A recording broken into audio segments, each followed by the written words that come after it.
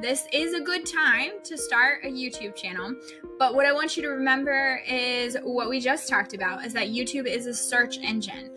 And so if you will spend your time creating content based on what your ideal client is searching for, you will do way better than trying to post content that's just, repurposed videos titled the same thing that maybe your podcast is titled, like episode number 67. Nobody is searching for episode 67 on the Google search. Okay. So I feel seen. Keep going. So if you want to do that, okay, if you want to take a video and repurpose it over to YouTube, I want you to delete whatever your podcast title was and title that video something that is search-based, that your ideal client is searching for, but the answer is in that video. Hey, what's going on, everybody, and welcome to season 3 of Legacy's Journey, where we talk about creating what outlives you. I'm your host, Cameron Williams, owner of Kinley Consulting, where we focus on strategic financial growth for marketing agencies so that they can live the dream life they deserve and not be a slave to their business through CFO services and consulting and accounting and tax prep and tax strategy and all that good stuff. All right. Now, this is season 3, where we got a little pool now. Like, I got a bigger community. People like, oh, you got to talk to this person. And I remember I was like, I need some people that can tell me about social, like how they're growing social, what are they seeing, the trends. And some people was like, yo, you need to go get my girl a Nathan. So I'm like, all right, let's get her on here. So, ladies and gentlemen, she's here. Welcome to the podcast. How you doing? Oh, doing great. Thank you so much for having me. I'm really excited to chat with you. All right. I'm glad to have you. So before we get into all the good stuff, tell the people name of business, and how you got started. Sure. Well, my name is Anita, and I own FDS Creatives. I'm a video marketing strategist, and I started my business almost 8 years ago, really looking originally to find a way to stay home. I like to say I'm an unexpected entrepreneur because I'm a physician assistant who shifted into running a business. And in that first year, I was really serving business owners, and really in any capacity that I could as a virtual assistant. But what I knew and found was that at the time, video was starting to really gain traction, and there was a lot of clients that I had that had videos. We were posting on multiple platforms, but it wasn't doing anything for their business. So I spent a lot of time really trying to figure out how could we create video that converts and hook that to search-based content on YouTube, along with content repurposing to create evergreen lead generation machines on the internet so that you can walk away and do the things that you really want to do with your life instead of being a slave to social media. And yeah, so I have really built that in my own business, and it worked with hundreds of business owners all over the world to help them. It's been an incredible journey, truly, and I'm really excited to share more. All right. I love it. So from VA to business, let's talk about that transition, because I have a VA, an executive assistant, and I feel like she is awesome. Yeah, the best thing ever. But that's one way of thinking, right? Typically super high integrator. Mm-hmm. Now you're switching to the visionary role. Talk us through what was that transition like, some of the struggles, some of the easier pieces. What was that like for you? Yeah. I noticed that even when I was doing some of the tasks that business owners needed, I was always thinking about how could we make this better? How could they make more money? How could they reach more people that they're passionate about helping? And so that was kind of always in the back of my mind. And one particular evening, I can remember spending hours editing videos for a well-known person in the online space. And as I was watching the videos, I just kept thinking, I'm going to take hours making this video better because of the way it was filmed. But if we changed how she filmed this video, it would save time on editing, and it would result in this actually helping her business. And I committed after that day that I was going to really show up and for my own business and try to help people with what I now saw was a problem. And really, I continued to just solve the next problem that my clients needed in every step that I could. to try to get people better and faster results. So I think that's really like the key, because as a virtual assistant, I really was just trying to fulfill the tasks other people wanted. Whereas when I really shift with it into my own business, it was really thinking about how could I help people, and not just help people in a way that like I could talk about, but I really cared about, can we get them tangible results? Can I repeat it? Can I improve it? Can each client I take on, I'm able to like do better than I did before? And so as I continued, to pursue that, your mindset definitely does change. You're able to think more.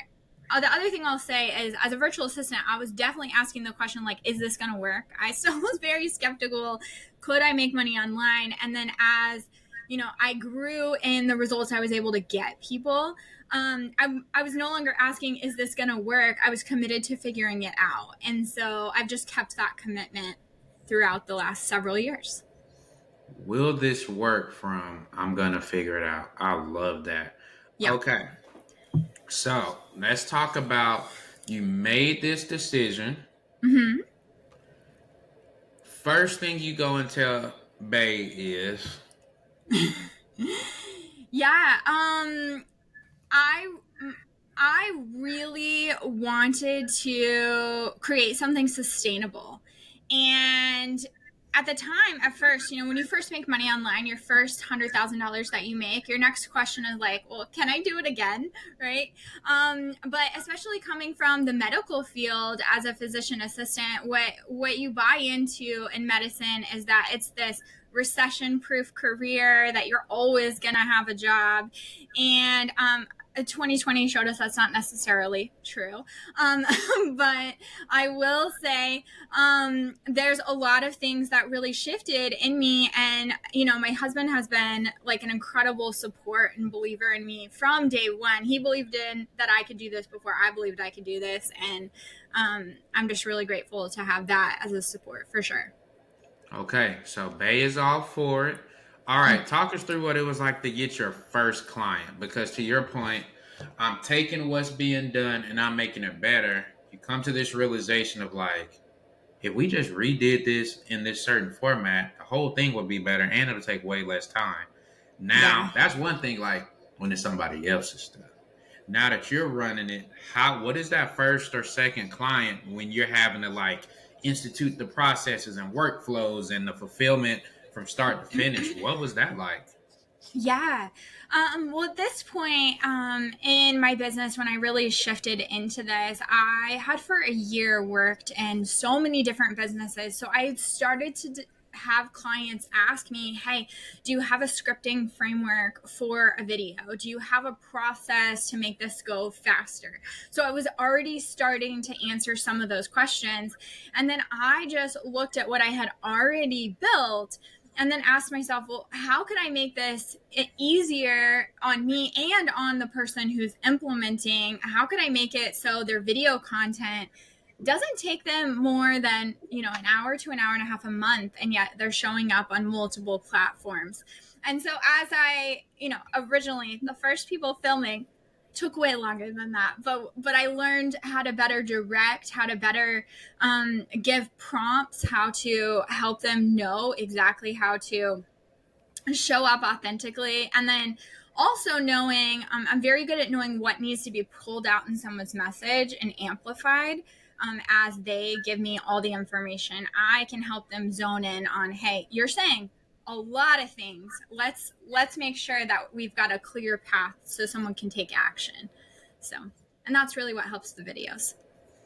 Okay, yeah, because I know sometimes I've had it to where I'm like, ooh, let's do fill in the blank. And it's like, dang, this is a 2 minute and 5 second video. It's supposed to be 1 minute. And I'm Yeah. like, that's crazy. Yeah. So one of the things I do on strategy calls and messaging calls when I first take on a client, my very first question to all of them is, explain to me what you do in 5 words or less. And it's so hard for them to do that. But if we can start there, if we can kind of zoom into 5 words or less, then we can think of, okay, now we know how to add a few more words, but we've got the key scaffolding to be able to like hang the valuable content on. Okay. Okay. I like this. All right. Now, we talked about this a little bit before we hit the button. Now, you're doing all this while we got kids. Yeah. So talk us through now, because all our guests, we start talking to them and they're like, it's different. What I've learned is that when you have a woman, I'm strong, I'm going for it, but oh crap, I still got my kids. So now we're talking what they call mom guilt. How do I balance and all of these things? So talk us through what it's been like to run a successful business, knowing that you're making impact, but still having kids and there's three of them. And what does that look like? Yeah. So I started my business originally when my oldest was 6 months old. So I've never known a time of running a business without children. That's always been something that I have figured out. And just like in our business, we set quarterly goals. In my home, I set quarterly goals with knowing what my kids need, with knowing, systems that we can try to streamline what's happening in our home and in my business. But ultimately, it's keeping the main thing the main thing. My kids are not a distraction from my business. They are the reason and the why behind my desire to stay home. So I prioritize my family's needs, knowing that when you keep the main thing, everything else does end up working out. When you run into issues, it's because you have messed up the level, the order of the priorities. And I've seen that over and over and over again when I've trusted and been faithful to do what my kids need and the time that they need, not put them on the back burner. I have found that my business has succeeded because I've had to take very focused action in the time that I do have. I don't have time for things that aren't, growing my business or things that aren't making a difference. And so it's really made me focus, and that's given me the free time. Okay, I like this. All right, now we also talked about, dang, I love that because you know your time is limited, super focused. Okay, let's go Yeah. a step further. So now we also talked about homeschooling because right before this, I had Yeah. to go in there and make sure they were good to go. Tell me through, now we're adding business owner, Mm-hmm. still doing all my mom duties, Yeah. but now we homeschool as well. And it's like I'm not a teacher. What is that like for you and trying to balance it and tell little people what to do to make sure they're staying on track? Yeah, homeschooling has actually been wonderful in helping me to build wonderful relationships with my kids, and I've gotten time with them that most people don't get. So, especially my oldest, he remembers the time when I was building my business and I used to go to work. And he now still thanks me for figuring out a way to not have to do that and to be able to be home full time. And where my youngest two, they've never known a time where mom left. So, so because of that, they have a little bit of a different experience. But when it comes to, homeschooling and growing your business, it is so possible to do so. Homeschooling does not, as you know, take as long as schooling in a school system does. And so we just rightly order our day, and knowing that, as I put the needs of my kids first, both the learning and then the things that we do that are just enjoyable to build our relationship and to spend time. Really, my video marketing strategies have made it so I don't have to sit at my computer. I don't have to wonder where my next client is coming from. I just do my small steps of posting the content that I know that brings me the right fit clients to me, and then I spend my time with my kids. Okay, I like that. Being efficient on the business side allows you to free up that time. And to your point, people, I think it's just so funny when people are like, wait, they're done at 12, they're done at Yeah. 1. I'm like, "Yeah, when do they start?" I'm like, 9:30 maybe Right. sometimes. And they're just like, whoa, that's crazy. Okay, let's talk through this a little bit deeper.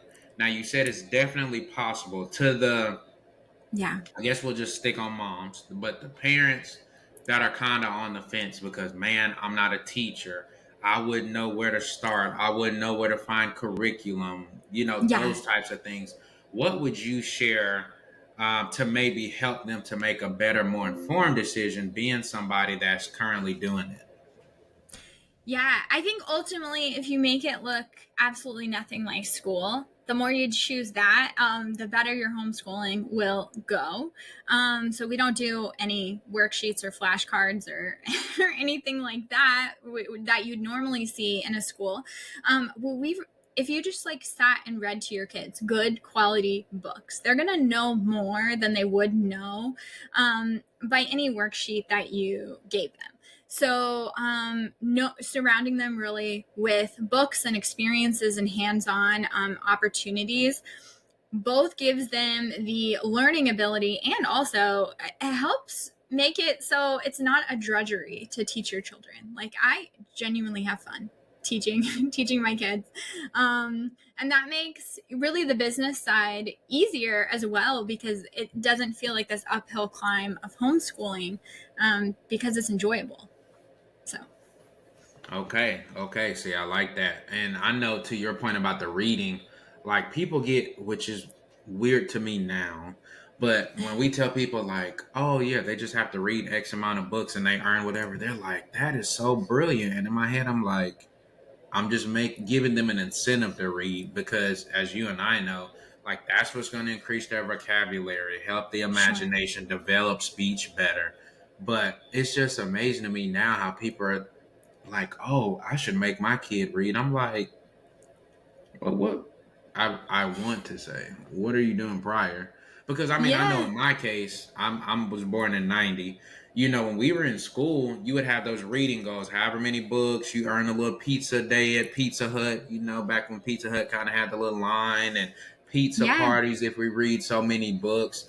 So I didn't know anything different, but okay, I'm bored. You know, it was either go outside or it was read. You know, we didn't have I guess we would have had Super Nintendo at that point, or maybe Sega Genesis One, but it just was Yeah. different. So that's why I'm always confused when parents are like, "That is so brilliant." I'm like, What are you having them do?"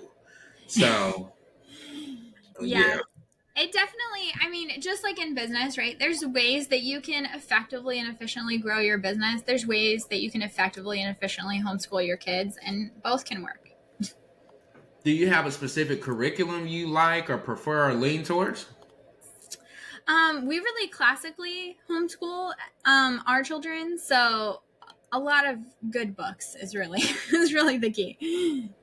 Okay, well, tell the people who don't know what does classically mean. I know what it means, but they may not. Yeah, so a lot of times homeschool curriculums that maybe you find are built on some kind of philosophy. And so classically based homeschool curriculum tends to work towards mastery of a subject and really looks at kind of historically how people were educated, some of the greatest minds in our culture, and replicating that.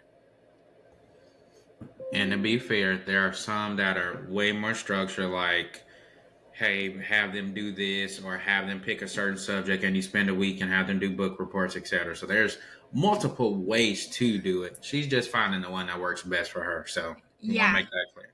you Okay, can totally do it a lot of ways, just like you can grow your business a lot of ways too.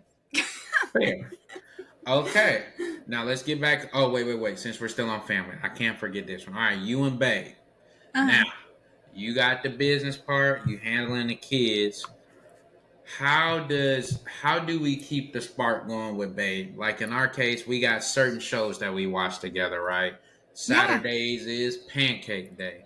Like what are some of the things, because I think some people would think, man, that's a lot. She's running her business. She's a successful business owner. And she's homeschooling. When does she have time for herself? When does she have time for her man? And people start, I'm just telling things I've heard. That's Yeah. impossible. That's a lot to do. Like talk Yeah. us through like what are some of the things that you guys look forward to just to keep the love going. Yeah. Well, my husband and I are really a team. He is my best friend. So, knowing like when we're creating plans for our week and our month and our year, like we're doing that together and the goal is to maximize as much time with our family as we possibly can. And so, really, we enjoy like day trips as a family.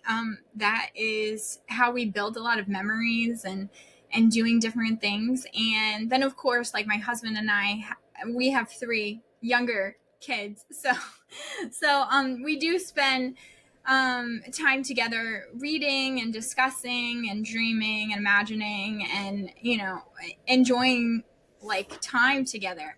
But it's because I've really been able to build the business that I have that I get all of this time. Because freedom of my time is very important to me. And that's really something I valued. I built that into, everything that I did. Love it. Okay, now let's go back to business. So now you just told us that you basically structured the business in a way where you're not having to stay at the computer 24/7, which would Yeah. lead me to believe that you are super clear on your financial goals Yeah. and you're not chasing the standard whatever. Talk us through what that looks like, because I know working with other agency owners, sometimes it's like hit 7 figures. You got to do it by any means necessary, or like, how do I get to 5 million or 10 million or whatever that number is, versus just based on what you're saying, the vibe Yeah. you're giving.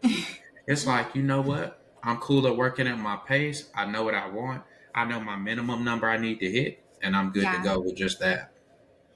Yeah. So I've really looked at growing my business financially every single year, and I don't put a like amount of growth that we need to have. I really just look at, hey, can we do better this year than we did last year? And I just keep that same anticipation and growth, and that has been able to happen every single year within my business. Consistently been able to grow income. What I do within, as I've structured some of my offers, has been able to really help people in a lot of different stages. So as you differentiate your income, you can grow a sustainable amount of income, being able to help people at different stages of business and in different ways. And so that's been part of it as well. So when I think about setting goals on a certain quarter, I'm thinking about, hey, what kind of offers are we selling in this 90 days versus I just want to make money? Because I have a lot of ways I can help people. It's just figuring out, hey, what do I want to focus on this quarter? I got you. Okay, okay. Now, do you have a team? I'm guessing. So, yeah, actually, at this time, my business is actually just me, and I work about 10 hours a week. Oh yeah, you got to spill the beans. Cause in my head, I'm like, oh, she probably got like 5 video editors, X No. amount of virtual assistants. I was not ready for this answer. Yeah. Okay, you got to break it down. How are we making the money that we want? Yeah. Spending the time with Bay, the kids, homeschooling, doing day trips, and Yeah. we're only working 10 hours a week. Yeah. So one of the things that I've definitely done is grown my prices, right? So as you are able to charge more, you need to take on less clients to hit your goals, reasonably so. Two, I would say one of the things that has been really important is knowing what I'm actually skilled at, offering that, the thing that doesn't take a ton of extra energy, time, team, capacity from me, but I'm just like really excited to do and feels reasonable and creates results. And so my offers are really based on those things. So the nerdy strategic analytics behind video messaging and YouTube are the things that come just like really easy to me. They say find the thing that doesn't feel like work, and that's the thing. So, so yeah, that's really it. And then the other things that I help people with are kind of part of the journey. So I have several clients that I do like business consulting and whether calls or Voxer coaching, because that really like has been able to supplement some of what I wanted to do, goals I had, really building out the different sides of my business and varying my income, and that really has been able to grow. So if anyone's listening to this and you think you need to have a big team to grow a consistent multiple six-figure business, I'm gonna tell you you don't. Mm. All right, I'm gonna write that down because y'all know I keep the notes right here. Don't need a big team. because she's focused on and locked in on giving value driven results. She knows who her client avatar is and knows the kind of value pricing she can give out. I hope y'all caught that. Yeah. I hope y'all caught that. All right. Let's jump into, now you hinted at it, YouTube. Mm-hmm. Now, right now, I think based on what I'm hearing, you can feel free to correct me. This is like your section. Yeah. People are saying YouTube is like right under Google as like number two. Yeah. But I think Google owns it, right? Yes. So, Google does own YouTube, and YouTube is the number 2 search engine in the world currently. but basically, it's Google, so it's technically number one. So, tell the people like what are some of the trends you're seeing right now? Because some people are still slow to adapt to YouTube. Oh, I don't have the right strategy. Oh, I posted a couple videos and they're not going viral. Yeah. Talk us through like what are some of the trends you're seeing now versus what you have seen to be successful. Sure. Well, here's what I want you to hear. If you're listening to this in 2025, specifically, in the first half of the year, I want you to know that YouTube right now is pushing new creators. That's less than 10,000 subscribers, pushing their channels. Really, because at this time, the fate of TikTok is tumultuous at best. And so who knows if we're still going to have TikTok in a few months. YouTube is really trying to position themselves to accept all of those high producing creators and making it easy for them to make the shift. And so because of that, they are really promoting content in a way that we haven't really seen since like 2015. Okay. So I want you to know that like you're not too late. This is a good time to start a YouTube channel. But what I want you to remember is what we just talked about, is that YouTube is a search engine.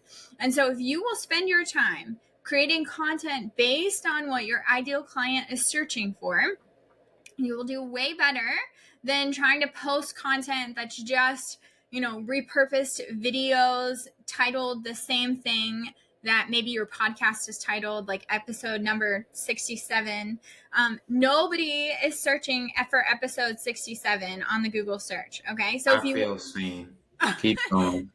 So if you want to do that, okay, if you want to take a video and repurpose it over to YouTube, I want you to delete whatever your podcast title was and title that video something that is search based, that your ideal client is searching for, but the answer is in that video.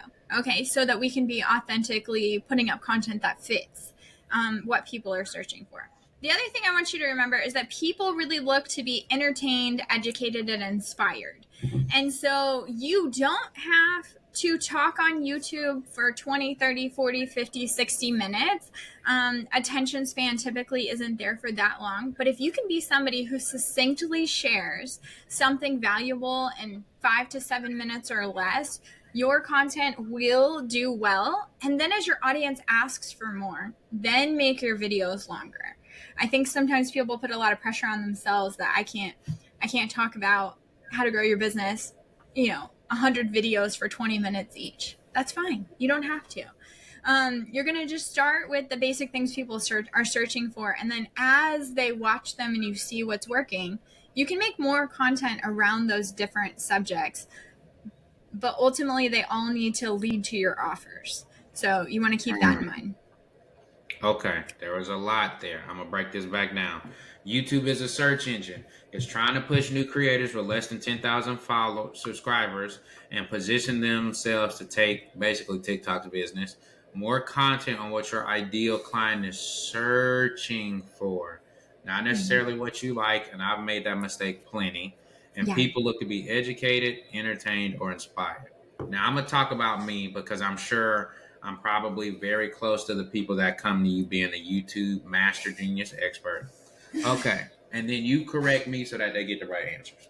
Okay. So, for example, let me think of something. All right. So, when I first started, Gary Vee's like, oh, you got to post every day. You got to capture the journey. And so, what I would do is kind of like a daily vlog of like, hey, I was on this call. Hey, I'm going to this networking meeting. Hey, I just left. And I would notice, and actually, if my memory's right correct, guys, if you scroll far enough back on this past the podcast, you would technically see them. But anyway, I remember getting frustrated at some point because I'm like, man, it's only like 1 or 2 views. Like, why are people not watching this, right? Yeah. And I transitioned to the like, okay, giving value. I'm gonna do like a 1 minute to 90-second video a day, like Tax Tuesday, Work It Wednesday, Motivational Monday. Mhm. Same thing, basically 2 or 3 views. So, Okay. what do you say for the person who thinks that they're putting out good content, but they're not seeing it reflect in the views? Is that a them issue? Is that a titling issue? Is that YouTube just not positioning them in the right place? What does that mean? Yeah. Okay. There's several reasons why videos don't get views. Okay. First, easiest is, can we see you and hear you? Is the video blurry and dark, or is it easy for us to see you? Is your sound good? Can we hear you? Okay. Those are the quickest things that before somebody even realizes why they've scrolled. Okay. But past that, making sure that the video does have strategy around it. So a good title, description, tags, and a thumbnail, believe it or not, do position the video and help people be able to know that, hey, this video is for them. You want to think of your thumbnail as like a tiny billboard for the video. Okay. And the truth is, a good thumbnail can overcome some of the other video challenges that you might have. Then the next thing I'll say is, if in your first 5 seconds you haven't said something valuable, they probably didn't make it past 5 seconds. Okay. Whoa, And 5 seconds. yeah. That's like Um, 1, 2, 3, 4, 5. I know. Yeah. I want you to, and the next time you're scrolling on Instagram or TikTok or wherever it is you enjoy scrolling and watching content, I want you to notice how long until you scroll for the next thing. And you're going to see that it's very, very short. Okay. So you have to start the video with some kind of either statement, question, strong hook that tells people why they should watch more. Some kind of curiosity. They're not going to, at this point, just watch your videos and give you like their time without doing almost a cost benefit analysis of, hey, is this video actually going to give me the answer I want, or help me, or teach me something? Because if I can't tell it's going to do that, I'll go find something else. The algorithm will keep serving them content. So it's just knowing that you need to create videos that actually like meet people with what they're interested in. And I see often that first 5 seconds, most people are like taking a deep breath or taking a drink of water, or fixing their hair or whatever it is they're doing, and your person has already exited. So from the moment that the video presses play, you should be saying something valuable. Okay. Okay. So I hope y'all got that. I got people or start with the strong hit in first 5 seconds or game over. Okay. Yeah. Now you said we want to do entertain. So how about this one? Because Uh-huh. I just did this one. So we just did like a 10-day work trip, but I bought the wife and all 3 kids. Okay.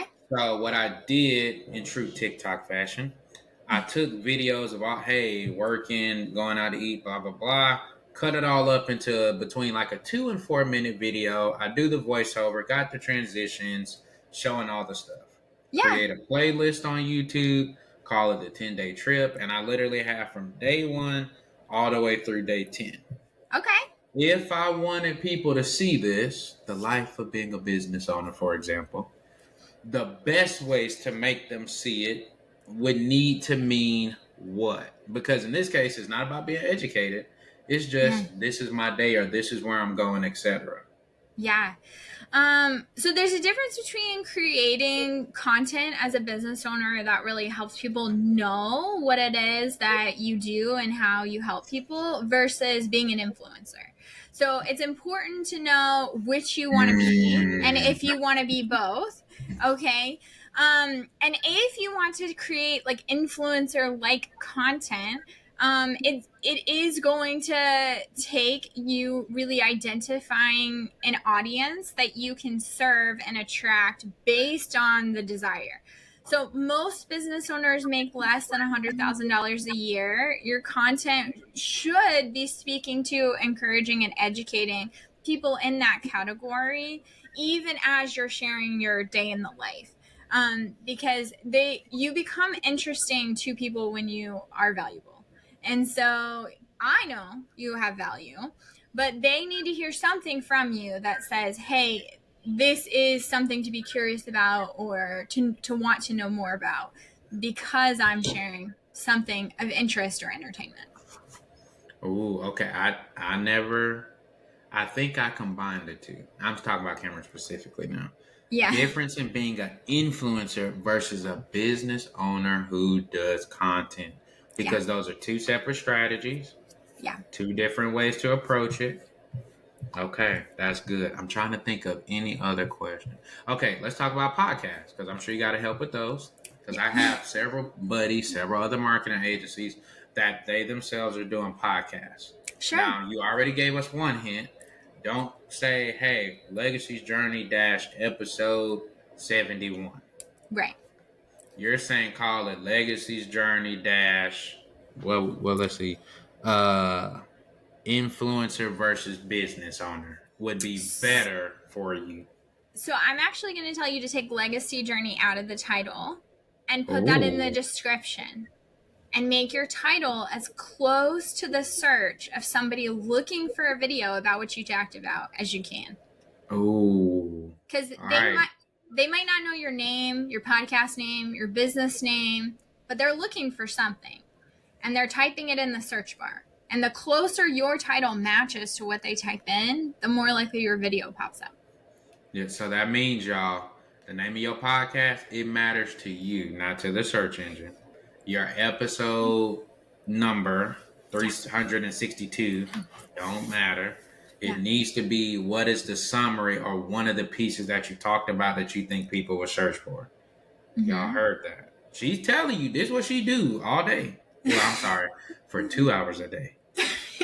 This is what she does. So make sure, I know I'm going to go tell my team, hey, cut all that part out and just save over it. So I think that's an excellent tip. Okay. You probably help people do podcasts and trim it up and do all those things. We'll just say winning podcasts have what 3 to 5 things in them that are making them rank higher versus the ones who only have, like, we got episodes that have like 3 views.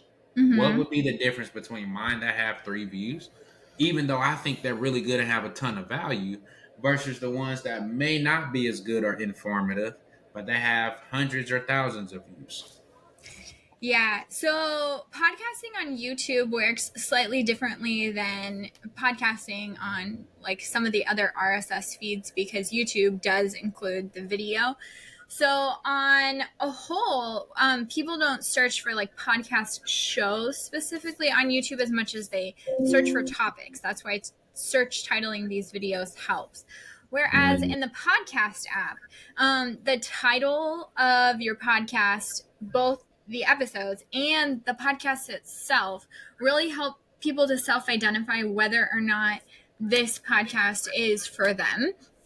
And so the more clear who your podcast is for within your titling, the more likely people will quickly self-identify yes or no.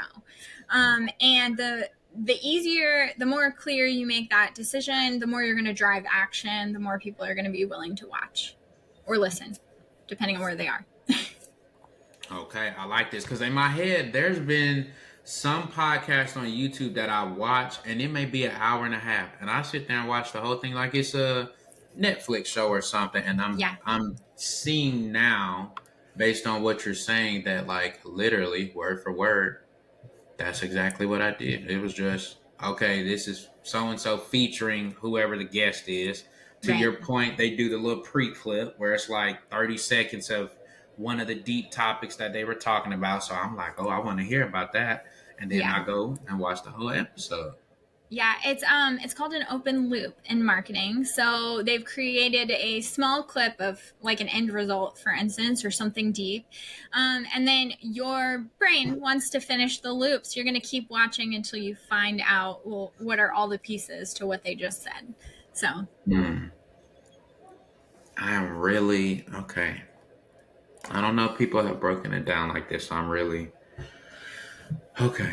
Because now I'm thinking of like literally the podcast that I've gone and watched on TV and literally just sat there like it's a regular TV show. And all of them either on Instagram did that for the 30 seconds to a minute. And I'm like, yep, need to go find that.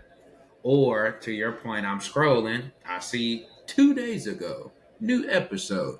And it was the same thing. yeah. Dang. Okay. It's like I'm thinking, it's making sense. All right, back to focus. Focus. You're doing great. Okay. So to the person who's like, I need to make my YouTube content. We'll open it back up instead of just podcasts, whether that's influencer driven, trying to educate my audience driven. I just want to get more eyes on it. You've already told us how. Yeah. Tell us, when done right, what should we be expecting? Because everybody's not going to hit 100,000 followers and get the fancy YouTube award. Yeah. So what are some of the things we should be expecting? Yeah, ultimately, I don't think you need to, especially if you're a service-based business owner, you don't have to get the YouTube award and the 100,000 subscribers. You can have your YouTube channel with less than 1,000 subscribers be a lead generation machine into your business by creating videos that your ideal client is searching for, you being the answer on literally the internet highway for what they're looking for. And then being actually helpful in those videos, because the fastest way to help people know that you can help them is in fact already helping them. And so when you do that, you're not having to convince them that you're helpful. So for me in my business, people who find my content, they come to book calls with me ready to buy because they see, self-identify and see what they need to see from the content that I put out. So it's a very calm and simple conversation of them saying, yes, I'm ready. What does this look like? Now, one of the reasons I think that has worked is because I've been able to work in a lot of different niches and see the results that video has been able to make. So I have lots of clients who have been able to make money from their YouTube channel, even if AdSense didn't monetize it, by positioning their offers in their videos and creating almost like a video funnel that allows people to go from, I don't know who you are, to being nurtured by your video, to taking action through, whether it's downloading a free offer, buying something, filling out an application, and then becoming your client. And that's really what happens within my business and the business of most of my clients. You can have less than 1,000 views and still make money and have them ready to buy is what you should have got from what she just said. Because I think, to your point, we get so caught up in these vanity metrics of, oh, I need to get that YouTube award, and that'll mean that. No, you can monetize a smaller audience if you're doing it right. Yeah. Or if you work with somebody like Anita. So now tell the people, if they're like, yeah, I need help with all that you just talked about, how do they get in contact with you? Tell them the name of the business again, email or website, or best way to get in contact with you. Sure. So I own FDS Creatives. And if you head to my website, fdscreatives.com, there's a big red work with me button that you can click. It'll take you to a form and you can tell me a little bit of information about you. And from there, we can book a call and talk about what that looks like. That is kind of the easiest way to get connected to me. I am FDS Creatives on every platform as well. So if you just want to hang out on a social media platform and follow me, you can find me there. Okay.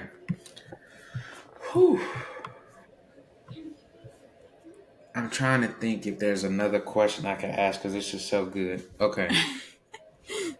To the people, what is the biggest difference between the business owner who is making the content and doing the things you're saying versus the ones that don't? Yeah. Okay. So when I was doing the same things that I'm doing now, but I wasn't making my own content, the way that I could get clients, I was dependent on referrals and being the most engaging comment in a Facebook group to get somebody's attention. And when I Mm-hmm. started making my own content, and really positioning what it was that I did, and how I could help people, just asking myself, how can I make the most valuable content to show people? What happened is a couple of things. Number one, people who didn't know who I was were able to watch my videos, see that I was helpful, see that they, trusted what I was saying, and signed up to work with me legitimately very quickly. The other thing that happened is when you're willing to go first and put yourself out there, not only do your ideal clients see it, but you've got people that are on the internet. I call them super connectors. They're the people who they love what it is that you're doing, or they love knowing what you do, and when they can articulate what you do, they will refer you to all sorts of people, whether they want to host you on a podcast or invite you to be in some kind of program, coaching within their program or otherwise. So as soon as I started creating video content, I ended up being invited to be on other people's stages, be featured in their programs, be featured on their podcasts, which really grew the number of people who knew who I was, because now it wasn't just ideal clients I was hoping to find, but also just generally more people knowing what you do and how you help people helps your business. That's just the truth. There you go. Okay, you got to make fans and do some great work too. Yeah. Okay, now we're about to wrap up. So let me recap this one good time because she said it so nice. She said it with a smile, but she dropped some bombs. All right. So here we go. FDS Creators is the business. VA, the business owner, didn't want to just do it, but knew it could be made better and actually could help people. Keep the main thing the main thing. Do a focused strategy so that you can maximize your time with the stuff that you really want to do. Doesn't have the need to have a ton of clients because she's super locked in on delivering value driven results, literally working 10 hours a week to show that you don't necessarily need a team if you're comfortable with your own goals and walking on your own path. She made sure to emphasize that YouTube is not just entertainment, it's a search engine, and you have to build your content around that so that way people are aware, they can search for it, etc. She did say current trends that they're pushing new creators with less than 10,000 subscribers and trying to position themselves to kind of take on the iffy TikTokness and will it be around? Yeah. Make content on what your ideal client is searching for. People look to be educated or entertained or inspired. Start with the strong hook in the first 5 seconds or it's game over. They're going to keep scrolling. There is a difference in doing influencer type content, aka this is my day. This is a typical day. See, I'm in all these meetings and killing it versus being a business owner who does content to educate his audience. You become interesting to people when they think you have value, whether that's answering some type of question, bringing more clarity, or maybe the value is literally like Mr. Beast. You ain't necessarily helping. You just really entertaining because I would have never thought people would blow up a cruise ship or something like that. Make sure you don't put the episode. We've been guilty of this, by the way. It's okay. Don't just put like episode 30. Don't put Legacy's Journey dash episode 30. Take all that out and what is the main focus of the topic that you're having? That should be the topic because that's going to align better with when people say, in this video's case, how do I make engaging YouTube videos? That's going to get you a lot further. Why isn't your podcast ranking? We talked about that for the reason I just said. And yes, you don't have to have the 100,000 subscriber award. You don't have to be like Mr. Beast. You can have less than 1,000 followers and subscribers and still make money and have them ready to buy if you know what you're doing or working with somebody like Anita. Any last things? Did I get everything in summary? No, I think you did great, and it has been wonderful to just chat with you today. And I just want everyone listening to know it's so possible to grow your business in 2025. You can absolutely do it. Okay, y'all. And I forgot, we talked about homeschool. Homeschool is awesome. Yes, it can be done. Yes, you can be a bomb business owner that's also a mom that can also do homeschool. No, you didn't have to be a teacher in your past life, and you can still make it work. And no, your kids won't be weird and have social skills. I don't know where that came from. Maybe in the 90s, but not in 2025. Yeah. So with that being said, guys, these are the type of quality of people that we want to bring to you that will give value, that want to share not only their story, but help you with their area of expertise so that you can continue to grow your business and leave a legacy for your family. What good is it to make all this money, but you're stuck at the computer when you can work 10 hours a day? I mean, a week, not a day, because that's the opposite. So, guys, if you love this episode, make sure you share it. Make sure you tag some people that you know are trying to start their podcast or grow their channel. They are the people that need to hear this episode, okay? We're going to make sure to put all her contact info in the description. So if you want to reach out to her on Facebook or wherever, the actual website, it'll be here. With all that being said, guys, thank you so much for tuning in. And until the next episode, take care of yourselves. See ya.